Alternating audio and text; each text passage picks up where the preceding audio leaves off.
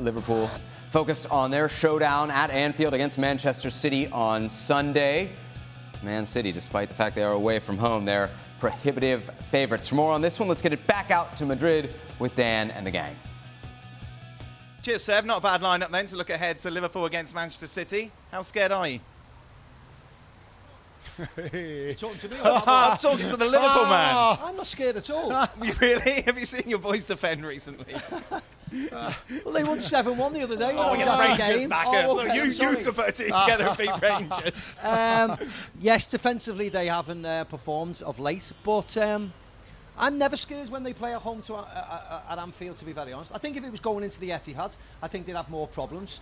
But I think at Anfield, I think they'll be fine. I'm not I was always scary going to I'm Anfield. I'm not necessarily scared at all. 12 years in the Premier League, never won an Anfield. Yeah, but your City team, as we mentioned yesterday, weren't Yeah, as good as this one. so much better into now. the I know side. that, but listen, Anfield is a special place. Listen, City Why is it are going to playing- work? Why is it going to click then when it hasn't Well, I clicked just so don't- far I this just- season? I think at times it's clicked, Dan. It just hasn't clicked as many times as it has over the last couple of years because they've been so consistent.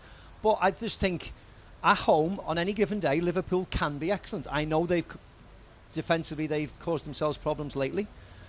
But we're not talking about a Manchester City team that are 10 points clear beating everybody. We're talking about a Manchester City team who are in second in the league. Oh, so Macca, let's not go come over... on, this is a No, but Liverpool I'm saying- team.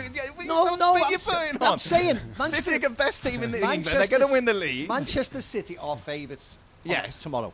Yes. But I'm not... Your question was, are you scared? I'm not scared, Right. no. Are you worried? Concerned? No, I've just said... I'm not saying Liverpool will go and win the game. I just think I'm not scared that they will lose the game. I just don't think... I don't think they'll lose tomorrow at home, that's all I'm saying. It's not a biased suggestion. I thought that last year. I think when you have home advantage and you have the home crowd, City are excellent. Haaland's brilliant. De Bruyne is fantastic. I'm just not necessarily worried about it all. Not a biased prediction. No. No. Would you make that Haaland. clear? A biased position would say Liverpool are going to win 10-0. Then we know where you'd have spent all afternoon. Pablo, of course, we spoke about it a lot yesterday. From a City perspective, you just treat it like another game, or do you up your game because No, you have to respect Liverpool, you have to respect Anfield, you have to go there thinking that you have to play 100%. Anfield is different, so... And it's always been a very difficult place for Man City to go and get result there because, the atmosphere there is brilliant. I know the team been playing really good. Haaland been in a great form. He's the main man at the moment. Foden's been incredible as well. So, but for Liverpool, I think it's the last chance, to beat Man City and see. I know it's 14 points gap between Man City now and Liverpool, but probably for them it's the last chance to beat them and to think about being at the top again. Right, here we go then. Still a long way to go, and for me, Liverpool, it's always one of those teams that you cannot really underestimate. Never. Here we go. Never. I'm looking forward to this. Prediction, Steve Prediction, McManaman. I think it'll be close. I don't think Liverpool will lose. A bit like last year when it was 2-2 either game. I think could be the same. I think Yeah? Yeah. 2-2? Yeah, maybe. And yeah. Liverpool happy with that result?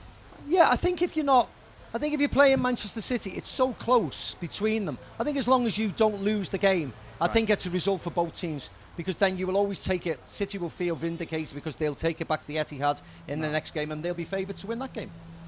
No, I'm not agree. If they don't win, that is not good enough for them. A draw is not good enough for them. Okay. They have to win 100%. But I'm positive with Man City. I would say 3-1 for Man City. Good stuff, gentlemen. Thank you very much. Hat-trick of Haaland. Back to you in the studio. Thank you very much, gentlemen. They're calling for a hat trick for Erling Haaland. Robbo, I won't ask you how Liverpool will stop Erling Haaland. How can they even cope with him? Well, first of all, whenever Liverpool have done very well against Man City, it's usually been at Anfield or in the Cup semi-final last year, and obviously the Community Shield earlier this season, is when they pressed the ball high up the field. They made it difficult for Man City, and there's not too many teams that make it difficult for Man City and put them off their stride. Liverpool, when they're playing at their very best, when they've got the crowd behind them, and sometimes they just slightly go over the top with their tackling, they could get at Man City. But at the moment, this Liverpool side don't look as though they can do that. Defensively, they're being played around with some people press the ball, some people people are dropping off. They get played around too easily. And then the back four, who for years have been able just to hold a high line, now can't do that. Now they've got to make big decisions. And they're not making big decisions. So Liverpool have to get it right between pressing the ball as a team and dropping off as a team and then trying to play on the counter-attack and hit Man City on the counter-attack, as one or two teams have. Borussia Dortmund did it very well, although they didn't win the game. Borussia Dortmund caused all sorts of problems to Man City on the counter-attack. But Liverpool have to defend properly first, whether it's from the front, whether it's from midfield and winning the ball back and counter-attacking, or whether that gets bypassed. The back players have to do a good job defensively. They have to stay focused. They have to be on the half-turn to squeeze up or to drop off. They're not doing that at the moment. That comes down to Van Dijk not organising particularly well and one or two other players not understanding the defensive side of the game. This is a real worry for Liverpool. Did you guys see the comments from Jurgen Klopp yesterday? Which ones? The ones about the state-funded teams, how Liverpool can't really compete with the state-funded teams. I'm always reminded of what you say. You give players excuses and they'll take them. Yeah, I absolutely. And it's an odd thing to see. Yeah. In another one of those seasons where I find Jurgen Klopp has had more than his fair share of odd things to say, especially on the eve of this game. The fact of the matter is, what you make of Manchester City, their funding, Liverpool have been able to match them just about. With a point difference between the two of them over the last few seasons. This season is not necessarily about how good Manchester City are or how much better they are. It's how much worse Liverpool is. And Arsenal have been able to keep pace in a way that Liverpool haven't. So I'm not quite sure why the excuse, or I certainly understand the timing, but it doesn't make an awful lot of sense to me. Preemptive kind of excuse making? It's unnecessary, first of all, and it's inaccurate in that it's a knock on you as well. You're already taking a shot at yourself in that, okay, let me talk about Manchester City and the state-funded teams. Well, but you have beaten the state-funded team. You have been better than them at times. You have made it uncomfortable, just like Stewie just mentioned. You have been able to press them off the field. That has nothing to do with being state-funded or not. It has to do much more about you and your team and your performance and your ability to be able to defend properly and block out passing lanes and challenge the ball and win tackles.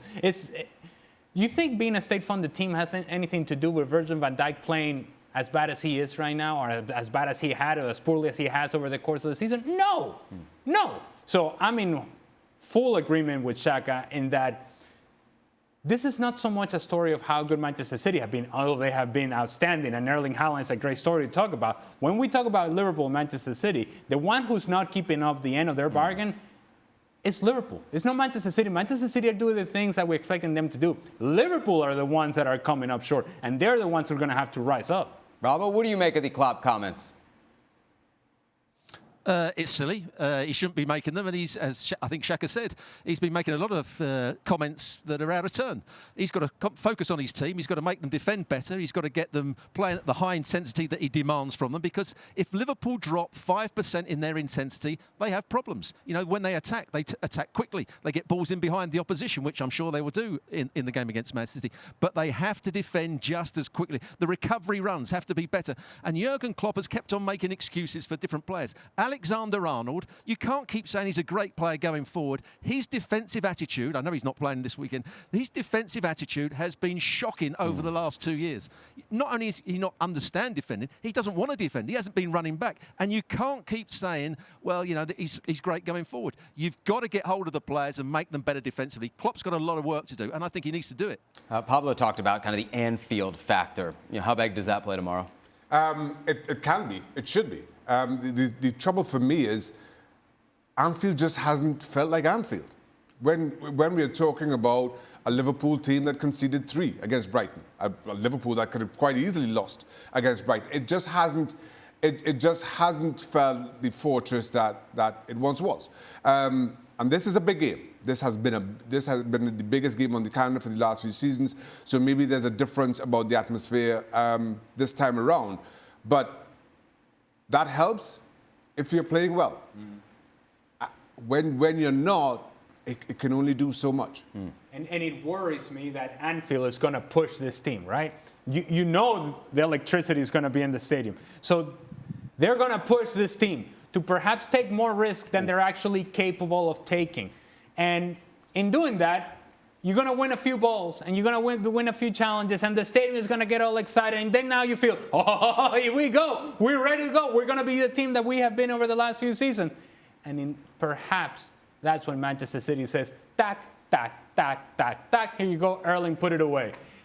They're going to take advantage. If Manchester City are intelligent about this, they can take advantage of the eagerness of Liverpool to be good, that desperation of being good at home. Let's put a performance together. And there's going to be this obligation for Liverpool to take a step forward.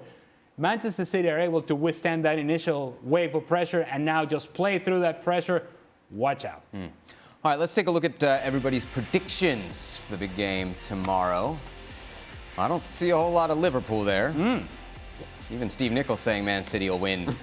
Is that the double bluff? Is that what's happening there? Ale, you got him 2-1. Where's Robbo? Robbo's got Man City 2-1. And Shaka 3-0 to Manchester City.